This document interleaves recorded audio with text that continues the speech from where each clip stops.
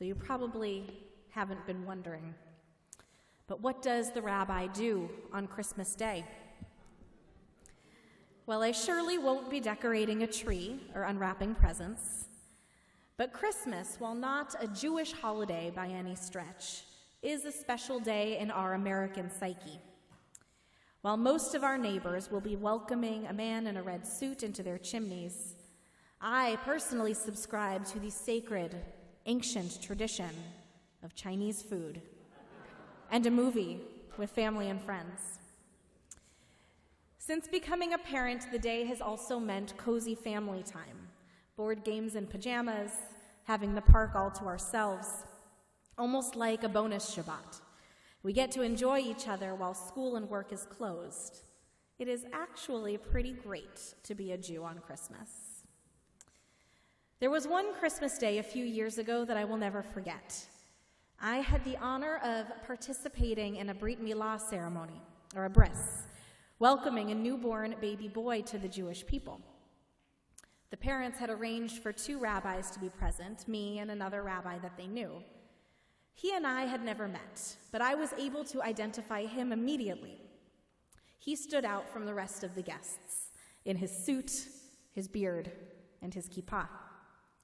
He was looking for me too. I saw him looking around, trying to figure out who the family's other rabbi was, but I guess I was harder to identify. Apparently, I don't look the way most folks expect when they're looking for a rabbi. I gave the guy a break and introduced myself, and after he recovered from his brief double take, we went on to schmooze, to plan, to sanctify, and celebrate new life. This week's Parshat Vayechi takes us to the end of the Joseph story. But first, we need a quick recap. Last week in Parshat Vayigash, we see a great reveal of Joseph's previously obscured Jewish identity. Joseph's brothers come to Egypt to escape the famine in Canaan, and it's been a long time since they've seen him. Joseph has become so comfortable in the customs and traditions of Egyptian culture that his family doesn't even recognize him. Not only is Joseph dressed in Egyptian clothes, styled in the Egyptian way, and married to an Egyptian woman, but he also has a new name. In the Egyptian court, Joseph is called Tzafnat Paneach. His name, his adornments, his station, all of these signs of assimilation indicate that Joseph has reached an impressive level of success. Rashi, medieval French rabbi and commentator, postures that Joseph's new name, Tzafnat Paneach, means he with whom the most secret things are kept. Within Joseph lies a secret Jewish identity, that this core of his being remains hidden from the world. Now, finally holding the upper hand, Joseph has reached the ultimate moment of truth. Will he reveal this hidden identity and reconnect with his birth family, or will he keep his own secret, fully committing to his new Egyptian life? The story of Joseph might have us believe that if we want to be successful in an assimilated society like our own, that we ought to tuck our Jewish stars into our shirts when we leave the house and to forgo the "keep calm, it's almost Shabbos" bumper sticker. We are relieved when Joseph finally identifies himself. "Ani Yosef," he exclaims, "I am Joseph." He has not completely forgotten where he came from, who he is, or what is nestled deeply in his heart. Scholar Robert Alter disagrees with Rashi. He suggests that Joseph held his Jewish identity close the whole time. He explains, the name Tzafnat Paneach means not with whom most secret things are kept, but rather, God speaks and God lives. According to Alter, Judaism is not Joseph's hidden secret. Rather, Joseph, Tzafnat Paneach, has been holding his heritage close. His name was a reminder of God's presence in his each and every move. So let's skip ahead to this week's Parshat Vayechi. Joseph, also double-named Israel, is dying. He is surrounded by his children and grandchildren. He offers blessings and shares his hopes for the future. And here we learn the names that Joseph, Tzafnat Paneach, has chosen for his children, Ephraim and Manasseh. The name of his firstborn, Manasseh, means forgetting.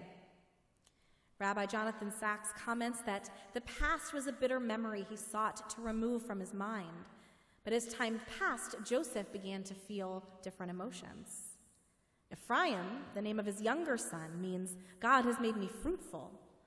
By calling him Ephraim, Rabbi Sachs continues, he was remembering what, when Manasseh was born, he was trying to forget: who he was, where he came from, where he belonged. It was years ago now, but when Christmas rolls around, I always think back to giving that baby boy his Hebrew name. I recall standing with his family in front of their community and wrapping them in a talit, the prayer shawl that the new father had worn years before at his own bar mitzvah.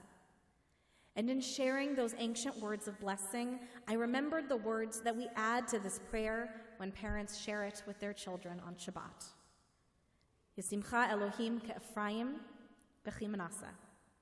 May God make you like Ephraim and Manasseh. Ephraim and Manasseh were the first Israelite children to be raised in Egypt and assimilated outside society. And when we bless our children, our hope for them too is that they will take pleasure and participate in the surroundings of our multi-layered culture. We want them to love baseball, red, white, and blue, and to learn their American history. But we also pray that they, like Joseph, will keep a close reminder of God's presence in their lives. They are as Jewish on the baseball field as they are in this holy sanctuary. This baby boy was unaware at the time of his neighbors who were celebrating Christmas, that as they were singing carols and unwrapping gifts, he was receiving his Hebrew name, the name he will be known by when he someday reads from Torah, the name that will be written on his ketubah, the name that his children will someday carry forward for generations to come. And someday he will show us why December 25th is the perfect day to welcome a new person to the Jewish people. So, how will we spend Christmas Day? Chinese food and movies, perhaps. Celebrating with family or friends, for some of us, absolutely. We don't necessarily wear our Jewish identities on our sleeves or on the tops of our heads. You might not be able to tell from the names that we usually go by or even the holidays that we celebrate. Our identities are more complicated than that. They're more nuanced. We offer quiet hints, blue wrapping paper in our shopping carts, maybe an absence of honey-baked ham in our fridge. We are each known by many names as we graciously make our way through this holiday season, appreciating the twinkly lights and vacation time. Let's participate in holiday celebrations with our friends and family. Let's be joyful and cheery and perhaps even merry. Our Jewish identities are a part of us, shared with the outside through subtle symbols on our identifying jewelry or a patient "you too" for the friendly cashier who wishes us a Merry Christmas. Our Jewish selves are solid. We wear it not on our sleeves, but still closer in our hearts and out loud on our tongues as our names tell the whole story. Shabbat Shalom.